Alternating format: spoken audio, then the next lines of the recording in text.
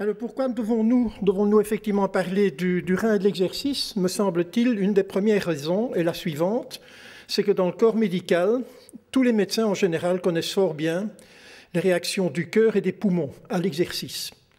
Ils ont en effet des bécanes, ils ont des tapis roulants et ils utilisent cela jusqu'au maximum des possibilités de l'individu dans les activités cliniques. Par contre, on sait fort bien que quand on fait un exercice, les 25% de sang qui circulent par les reins vont bien devoir aller vers les muscles en activité. Donc, sont-ils aussi avertis, nos chers médecins et collègues, de ce qui se passe au cours de l'exercice sur la physiologie rénale? Alors, un petit rappel pour vous montrer que quand on fait un exercice suffisamment intensif, en partant du repos, ouais, ça vient? Ah, ça ne va plus. Ah si. En partant du repos et en allant jusqu'à l'exercice maximal, le flux plasmatique rénal diminue très vite dès que l'on fait même un exercice seulement à 10% des possibilités maximales de l'individu. Et c'est d'une manière progressive pour finalement arriver à une réduction qui va jusqu'à 75%. De plus, on constate aussi que le taux de filtration glomérulaire, lui, reste relativement stable, donc le rein s'adapte fort bien dans sa filtration, mais cela commence à perdre un peu les pédales, si je puis dire, au-delà de 60% de la puissance maximale de l'individu pour finalement être réduit à plus ou moins 50% du maximum. Bien. Mais quelles sont éventuellement les conséquences au niveau du fonctionnement autre que circulatoire de ce rein?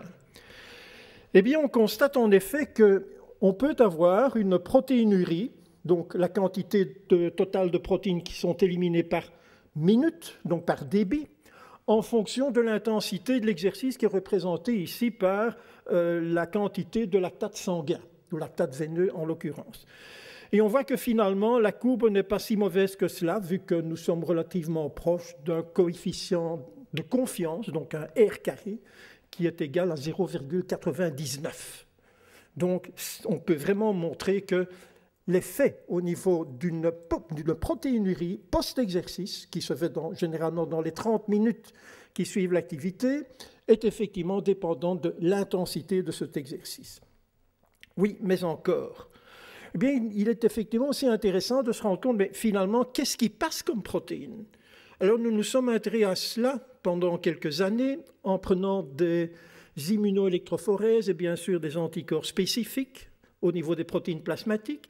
Et vous avez dans la partie supérieure une urine normale, donc en dehors de toute activité physique, en dehors de toute pathologie, qui a été concentrée 1000 fois. Alors, quand on dit qu'il n'y a pas de protéines dans les urines, oui, mais si on concentre suffisamment, on va tout de même en trouver à peu près une quinzaine. Mais la partie inférieure, c'est en fait une urine post-exercice qui a été concentrée non pas 1000 fois, mais 50 fois. Et on constate que la quantité de protéines non seulement est beaucoup plus importante, mais la qualité de ces protéines est aussi différente. Donc, on a vraiment un problème qui se pose au niveau d'un rein en dehors de toute pathologie et qui démontre qu'il y a une perméabilité qui a dû être accrue et aussi vraisemblablement une réabsorption tubulaire qui a été complètement modifiée. Donc, pour synthétiser tout cela au niveau du sujet en dehors de toute pathologie, on peut mettre cela ainsi. La quantité de protéines qui sont filtrées par le rein et éventuellement réabsorbées si un léger excès est relativement peu importante, voire il n'y a pas de changement si l'exercice est faible. Sous-entendu faible, ça veut dire quoi? Mais 20 à 25%, 30% maximum de la puissance maximale d'un exercice. Cela peut devenir particulièrement intense, autrement dit, j'ai véritablement un accroissement de la perméabilité glomérulaire de ce rein, de ces deux reins. Et troisièmement, ça peut vraiment être exhaustif, vraiment très important, lorsque j'ai à la fois une modification de cette perméabilité du rein et un trouble ou un dysfonctionnement au niveau tubulaire. Bien, mais ça, c'est effectivement la normalité. Et comment peut-on expliquer cela? Mais très généralement, sans entrer dans le détail, l'exercice est ici. Du côté gauche, on a effectivement tout ce qui se passe du point de vue hormonale avec l'incidence sur le taux de filtration glomérulaire, et on constate effectivement grâce à des catécholamines qui se trouvent là qu'on va effectivement ralentir le taux de filtration glomérulaire au bénéfice évidemment de ce plasma qui non filtré sera envoyé vers les muscles en activité. Mais de l'autre côté, il faut pouvoir expliquer l'accroissement de cette perméabilité du glomérule. Alors là, c'est nettement plus compliqué. On sait simplement que ce que les Anglais appellent des inducers, autrement dit des provocateurs, vont certainement faire partie de ce que nous appelons en français comme en anglais des glycosaminoglycanes acides, autrement dit des substances qui sont dans les membranes du glomérule et qui vont aller modifier les charges électriques de manière à pouvoir accroître la perméabilité de cette membrane glomérulaire. Donc, peu à peu, avec une saturation des tubules, parce qu'on ne peut pas tout réabsorber, mais j'aurai effectivement un excès de protéines qui passent dans les urines. D'accord, ça c'est, je dirais, la physiologie normale. Et celui qui a un transplant rénal, qu'est-ce qui va se passer? Eh bien, nous avons fait une petite analyse il y a déjà quelque temps sur un groupe de contrôle, bien sûr, comme disent aussi les Anglais, matché, autrement dit comparable, 32 ans, aussi bien pour les contrôles que les transplantés qui ont été testés après 1 an post-transplantation, 5 de sexe masculin, 5 de sexe féminin dans les 2 cas, un poids qui est relativement normal, certainement pas excessif, une taille relativement normale, mais évidemment, la chose est bien différente lorsque l'on mesure la puissance développée. Elle n'est que de 111 watts chez les sujets transplantés, elle est pratiquement le double chez les sujets, je dirais, qui n'étaient pas transplantés, mais qui avaient donc leurs reins au pluriel originaux.